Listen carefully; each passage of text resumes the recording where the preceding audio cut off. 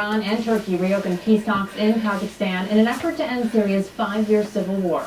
In a statement, all three countries said there was no military solution that could end the civil war that has left 500,000 people dead and another 11 million refugees. But could this development change the dynamic in the war-torn region? CW6 contributor Kimberly Dvorak is here to explain what this all means for peace in the Middle East. Good morning. Good morning. All right, so I know you've spent the last couple of weeks in Washington, D.C. and found a lot of interesting information. These peace talks we just talked about, is that really going to impact the Kurds in Iraq?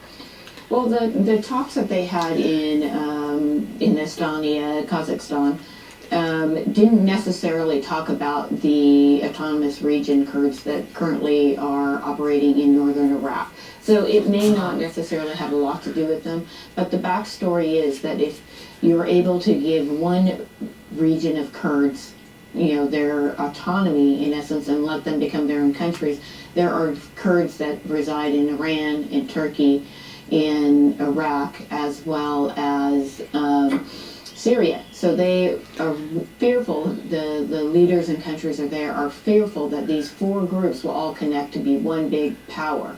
And it's all in the northern, and they have a lot of resources, they've got a lot of minerals, they've got oil, and things of that nature. So they're worried about that.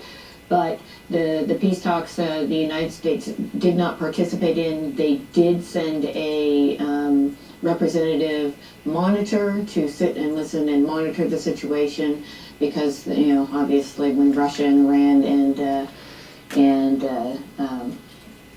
Turkey all get together, some interesting things could play out. So what we're looking at are some of the bombings and what's been going on in Syria, and see if we can get some sort of peace in that region. Yeah, and everybody watching may not be aware of all that is going on over there, and some of those pictures we just saw, very telling. Yeah. Tough times. Can you kind of describe what is happening? Yeah. Well, my one mission when I went back there is to look at the autonomous region in northern Iraq. They seem to be holding it together. And so I went in and met with Bayan Rahman, and she's the representative for the Kurdish region in Iraq. And had a very long conversation about how are you guys doing it. And one of the first things that she was quick to tell me was, look, we have fewer terrorist attacks in our region than they do in France and Belgium.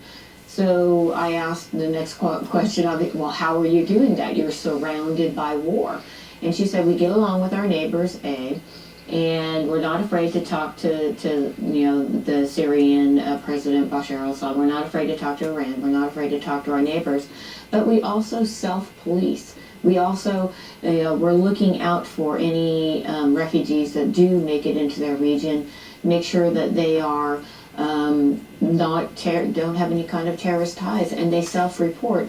And the example she gave me was her aunt was living in Baghdad, and when the ISIS was getting very close to Baghdad, she was told to, that she needed to leave the region. She was a professor at Baghdad University, packed up a car, went up to the autonomous region up there, and the neighbors called in the car because the tags had Baghdad numbers.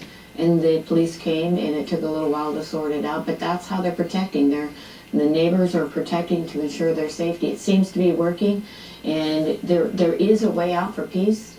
Right now, it just seems like the governments are all getting in the way of that. Seems like there's so much unrest throughout the entire world right Absolutely. now. Kimberly, thank you so much for this report. Really appreciate it. Great, thank you. Take care. Coming up.